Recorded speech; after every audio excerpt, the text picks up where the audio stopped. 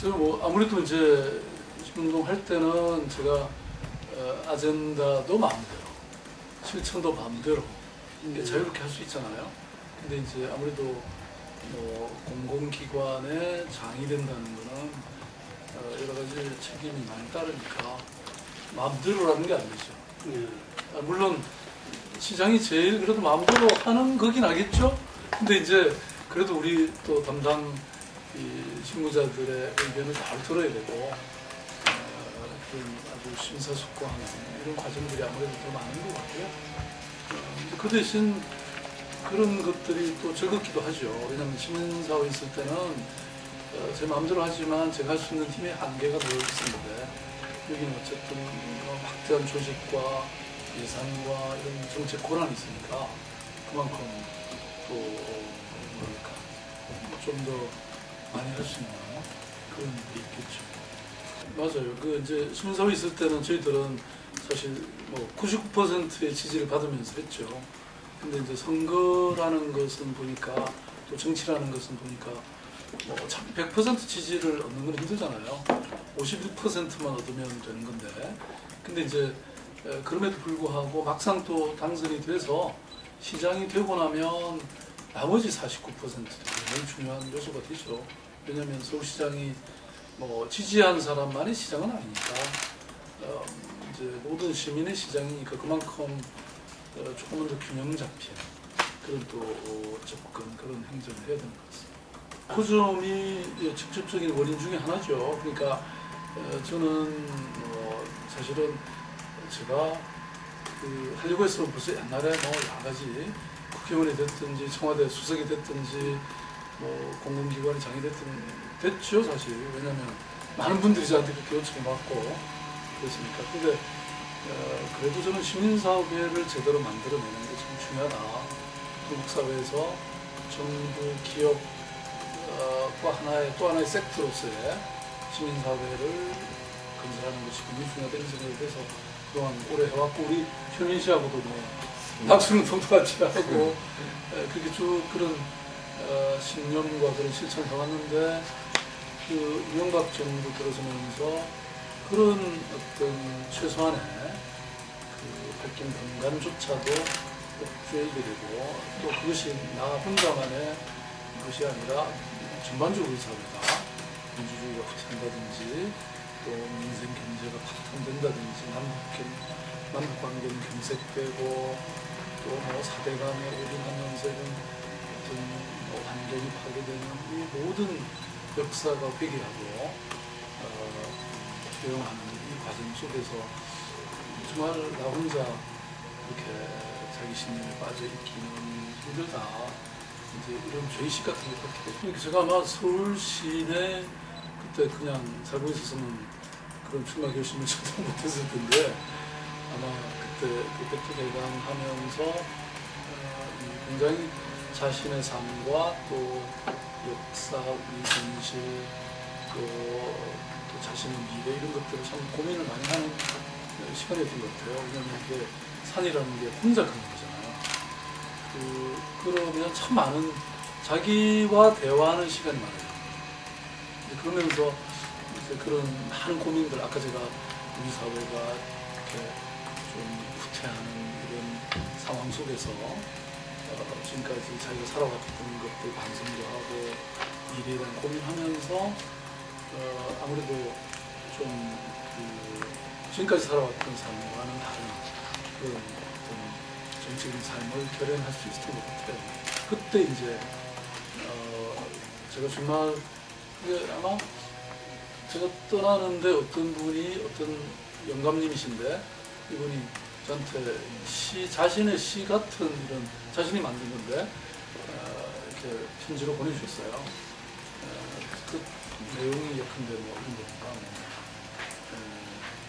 그 산의 소리를 들어라, 숲의 소리를 들어라, 시대와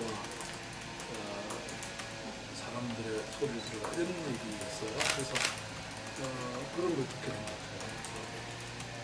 예를 들어서 4대강 같은 경우도 참 단순히 예산을 낭비한다든지 생태를 파괴하는 것을 넘어서서 수많은 무생명의 서식처를 없애는 거잖아요.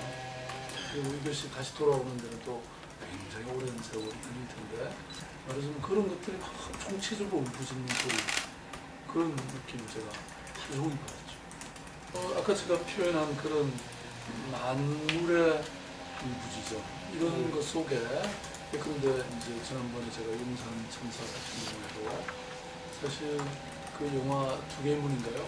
그걸 보면서도 느낀 얘기지만 사실 뭐 그분들이 그렇게 죽으러 들어간 건 아니잖아요. 살려고 들어간 거죠.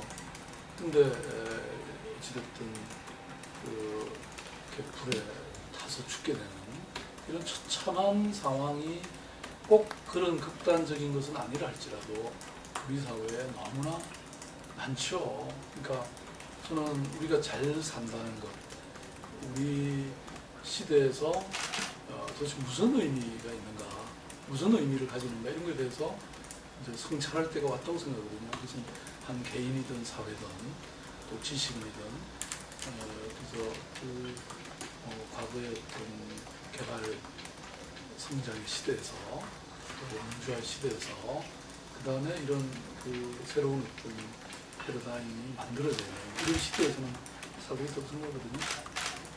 그러니까 저는 뭐 많은 것들의 시작은 듣는 것으로부터 시작해야 된다고 보거든요. 그러니까 이제 뭐 저도 사실 너무 아이디어가 많고 뭐 할 말이 많은 사람인데 또 그런 것들이 생겨나기 위해서는 자신이 들어야죠. 듣는 것에서 참 많은 걸 배울 수 있다고 저는 생각하거든요. 그러니까 지금 뭐 예컨대 어떤 진실, 진리, 타당한 보편타당한 정책 이런 것들은 결국은 현장 속에서 있다고 생각하거든요. 왜냐하면 그 분야의 사람들이 고민하고 있는 것들을 잘 정리하면 그보다 더 좋은 최고의 정책은 없다고 생각합니다. 그러니까 그래서 서울시가 어떻게 나가야 될까, 내가 어떤 정책을 만들어야 될까, 그것을 저 책상머리에서 고민하기보다는 현장에 나가서 사람들을 들으면 된다는 거죠. 그래서 듣는 귀가 지금 우리 시대의 어떤 공공 정책가들한테 가장 중요한 덕목이다 이렇게 생각합니다. 한 일이 없다고 하는 것은 그러니까 뭐 너무 제가 뭔가 이런 요란하게 뭔가를 하지 않겠다.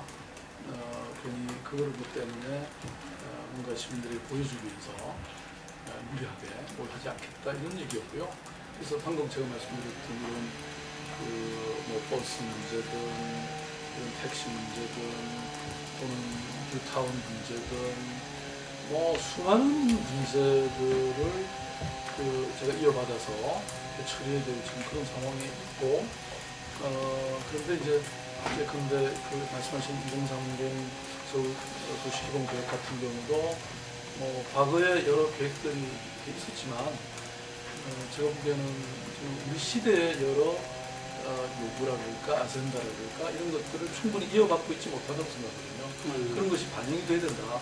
그런 측면에서는 좀 더 많은 전문가들과 또 시민들로부터 견해를 들어서 우리 시대에 맞는 그리고 또 21세기를 담보하는 그런 도시계획을 만들고자 하는 거죠. 그러니까 이제 서울시는 그동안 에너지를 뭐 직접 생산하는 거는 없었잖아요. 거의 저쪽 당일리에 발전소 하나 있는 거 외에는 뭐 사실 에너지를 소비하기만 했죠. 근데 사실은 지금 이른바 재생에너지의 경우에는 얼마든지 생산이 가능하거든요.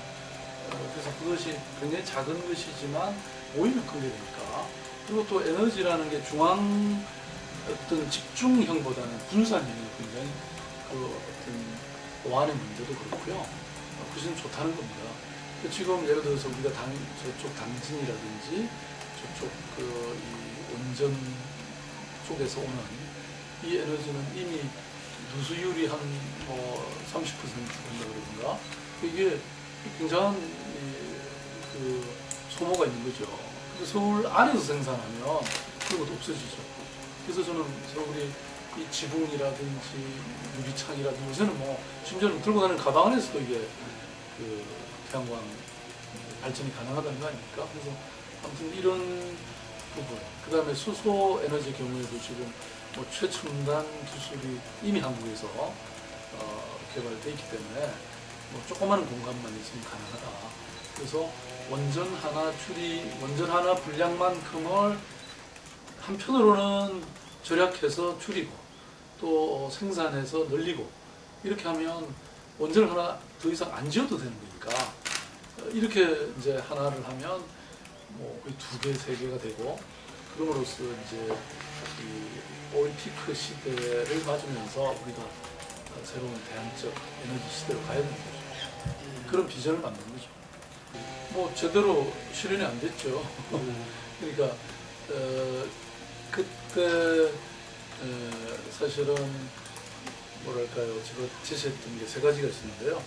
그러니까 저나 안철수 씨 같은 이런 전문가들이잖아요. 전문가들이 쉽게 입당할 수 있는 그런 좀 개방적인 정당, 또 청년들이 자신의 삶을 늘 함께 협의하고 논의하고 토론할 수 있는 그런 인터넷 정당.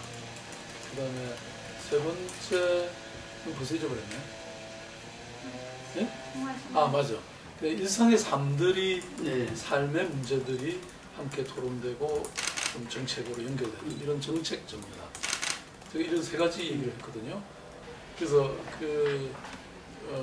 이런 비전이라 그럴까 이런 걸 제가 제시를 했는데 별로 반영이 안 된 것 같아요. 그리고 그게 결국 총선에서 지게 된 이유가 아닐 것이고요. 저는 이번 대선 과정에서도 좀 더 이런 것들이 좀 논의되고 이런 다양한 의견들이 수용되는 하나의 영광과 같은 그런 역할을 했으면 좋겠습니다. 사실 저는 제가 미국에서 여러 미국의 대선도 한번 본 적이 있고요. 그 다음에 영국에서 총선하는 것도 한번 본 적이 있는데 선거라는 것은 이게 우리는 막 논쟁을 잘못하면 서로 파당이 엇갈리고 이래서 소모적인 어떤 과정이 되는데 저는 그것이 물론 그런 과정이 있긴 하지만 또 그것이 선거 끝나고 나면 전부 상처가 아물고 오히려 그런 정치적 논쟁을 통해서 국가의 어떤 방향성을 확립하는 이런 생산적인 과정이 되거든요. 그래서 그렇게 되길 바랍니다.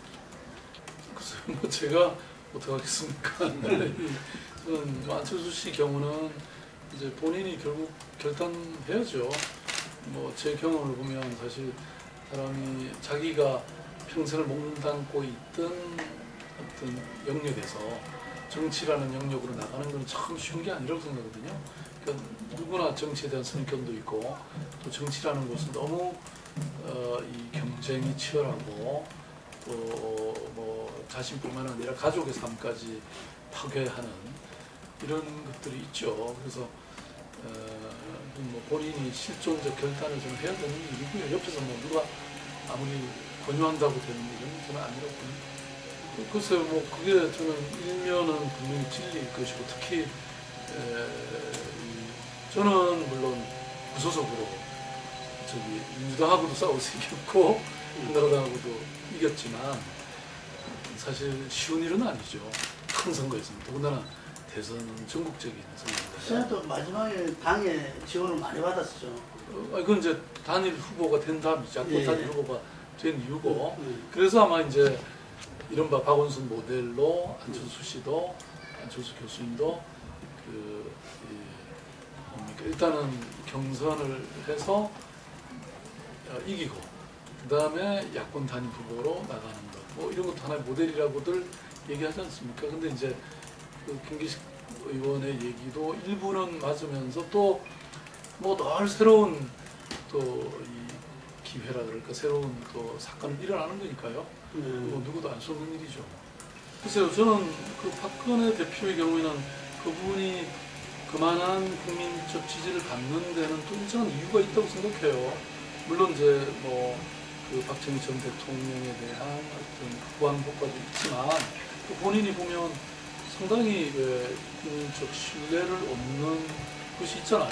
뭐 예를 들어서 그때 뭐죠? 그 세종시 문제라든지 이런 거 보면 어쨌든 그 원칙의 정치인이라고 하는 그런 뭐랄까 이 국민적 신뢰가 있죠. 있는데 다만 이제 제가 보기에는 좀 그 과연 이제 그 주변 인사나 또 새누리당을 통해서 보면 어떤 우리 시대가 요구하는 이런 뭐랄까 좀 미래를 성찰하고 거기에 대한 대안을 만들 수 있는 그런 힘이 있는가라는 측면 하나하고 또 하나는 그 국민들과 소통하는 힘. 저는 그게 참 중요하다고 생각하는데 어느 누구도 저는 아무리 탁월한 정치인도 혼자의 힘으로 혼자의 머리로 는 안 된다고 생각하거든요. 그리고 그것은 뭐 요새 이런 인터넷 시대에 소셜 미디어 시대에 좀 이렇게 어떤 주변에 이 접근의 가로 막혀 있어서는 진정한 이 국민들의 어떤 소망을 저는 이해하고 그것을 실천하는 것은 굉장히 힘들다고 보거든요. 그래서 그 두 가지 측면에서는 조금 의문을 가지고 있습니다. 제가 서울시장 해보면 이게 만능이 되거든요. 굉장히 저는 이렇게 좀 잡스럽다고 하는데 왜 영어로 miscellaneous라는 말이 있거든요. 이게 뭐 온갖 일을 다 하게 되잖아요. 뭐 정말 여기 뭐 안 다루는 일이 없어요. 정말. 그러니까 그런 우리가 이제 물리가 터진다는 말이 있는 것처럼 정치인으로서 이렇게 많은 서로 다른 사람들, 다른 생각을 가진 사람들을 잘 조정하고 이렇게 합리적으로 정책을 만들고 실천해가는 이런 능력이 있어야 된다고 저는 생각하거든요. 근데 하물며 대통령이라면 뭐 훨씬 더 큰 일이죠. 그래서 그런 측면에서 보면 좀 어떤 통찰력이라는 것이 필요한 거고요. 그다음에 사람들을 이렇게 포용할 수 있는 포용력이라는 게 필요한 것 같고 또 그러기 위해서는 소통하는 뭐 이런 게 중요하지 않을까 싶습니다. 네, 폴리뉴스 시청자 여러분 그리고 피플 구독자 여러분 반갑습니다. 저는 우리 사회의 정치라고 하면 누구나 사실 깊이 대상이고 또 불신이 굉장히 깊은 거 잘 압니다. 그렇지만 또 시민들의 유권자들의 진정한 참여 없이는 그런 정치 절대로 바꿀 수 없다고 생각합니다. 폴리뉴스 열심히 시청하시고 또 피플지 이렇게 열심히 제대로 구독하시는 것이 또 그런 참여하는 시민 또 참여하는 정치를 통해서 제대로 정치 바꾸기에 큰 역할을 하는 것이라고 저는 생각합니다. 네, 파이팅입니다.